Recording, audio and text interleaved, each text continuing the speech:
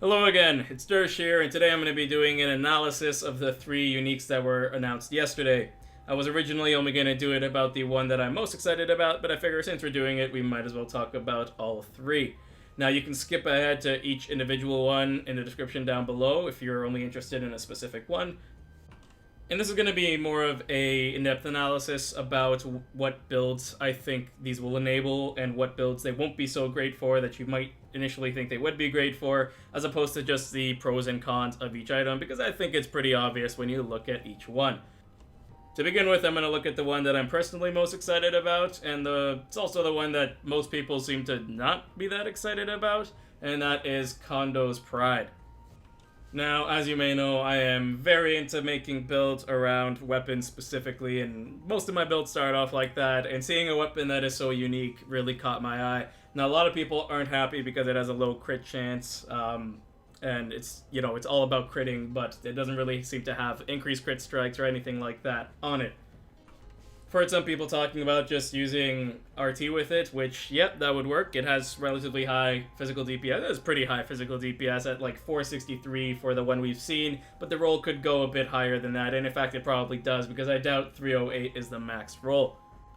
But personally, the first thing I thought of when I saw this item was, condominiums, and the second thing I thought of once I got past that was Rhaenyra's Banquet and the Deadly Infusion Ascendancy node that the Assassin has.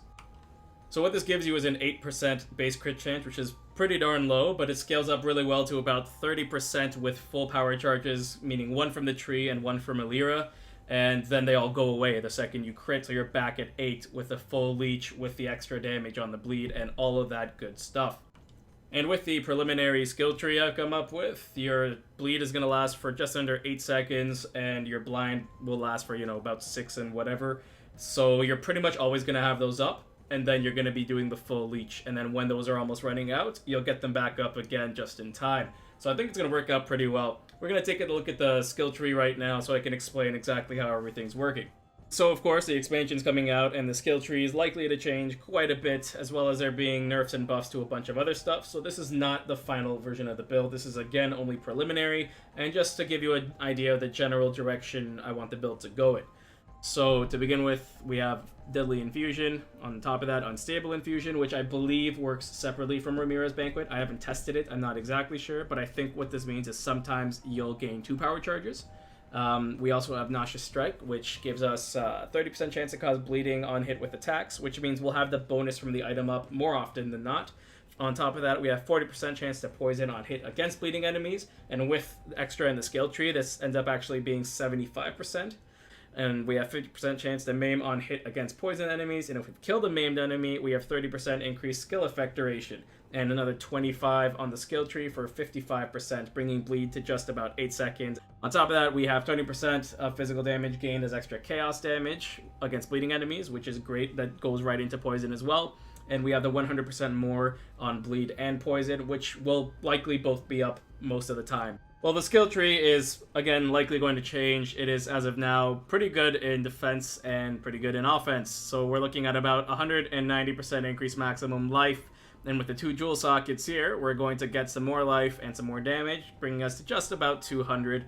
And so we're going to be at about, at level 100, you're going to be at like 6,500, whatever. And at level 90, you're going to looking at about between 5,500 and 6,100, depending on your gear. From there, we have, of course, Acrobatics, Phase Acrobatics, which is going to give us 40 and 30. We're wearing Gitsiri's Step, so you're going to have 46% chance to dodge spells.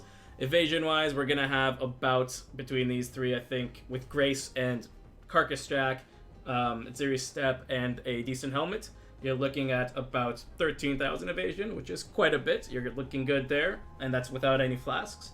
And damage-wise, we have, just in terms of base physical damage added to our attacks, 343 to every attack percent. Though when they're bleeding, that gets turned up into 418, which is quite a gigantic boost to damage, especially considering the base damage on the item is so high.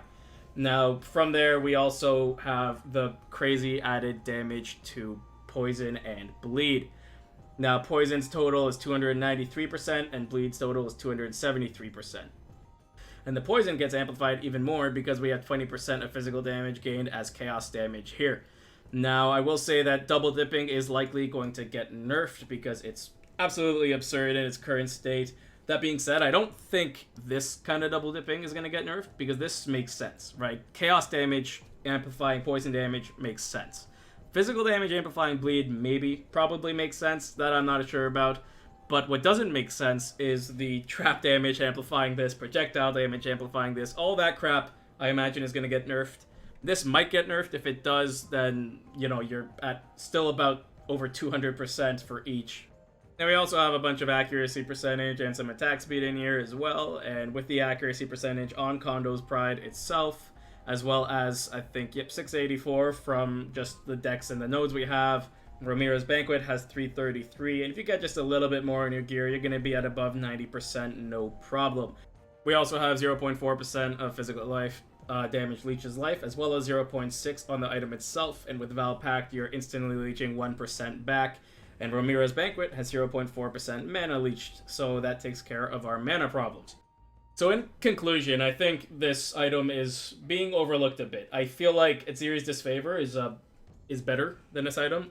Obviously, it's incredible. That being said, I think this item's going to be cheap, or relatively cheap, you know, within... whereas Atziri's Disfavor is, what, 8 Exalted? So you're getting something that's really powerful and almost to the level of Atziri's Disfavor with much less. And that's what I'm all about. I'm about making builds that rely on cheaper items, so hopefully it is cheap.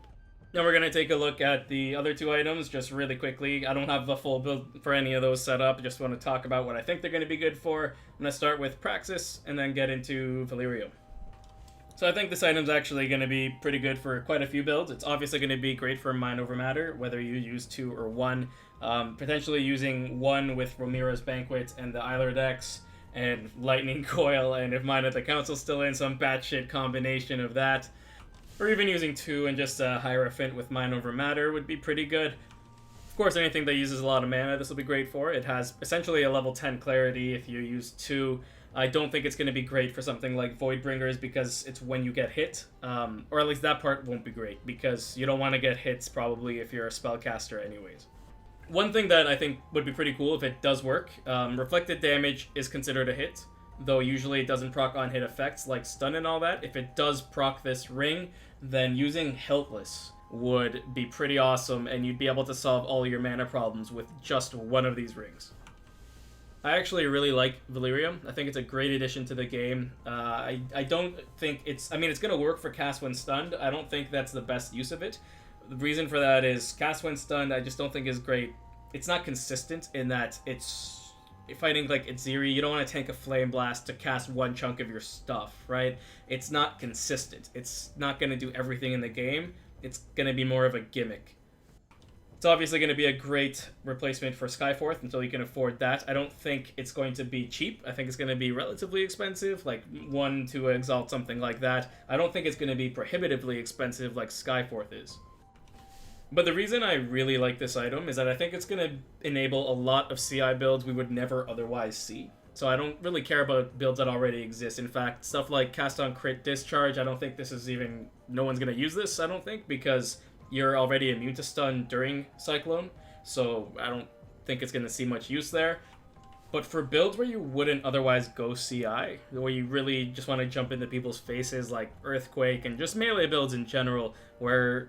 You don't really see a lot of CI builds with that because you have to use Eye of Kayula, and that's honestly not great because its only real benefit is that you cannot be stunned, and then you can't use an amulet. In this case, you have a good chunk of energy shield coming in, and the stun threshold being based off the energy shield, and if you have like 8, 9, 10k energy shield, you're pretty much immune to stun anyways, and it only has a very small downside. And I honestly feel like having a ring spot taken as opposed to the amulet spot is a lot better, because an amulet can give you so many good stats. I believe this is the most build-enabling unique out of the 3. I think it's going to be fantastic. Like, a lot of melee builds that you wouldn't go CI because it just wouldn't be up to par are now going to be up to par. And I'm really excited to see what the community comes up with. And if you have any build ideas for this, I'd love to hear them. And that concludes the analysis video. And if you guys have any crazy builds using these items that you're working on, I'd love to hear about those too. If you enjoyed the video, please stay tuned. I have a lot more content coming up on a much more regular schedule this time, hopefully. Thanks for watching, and have a good one.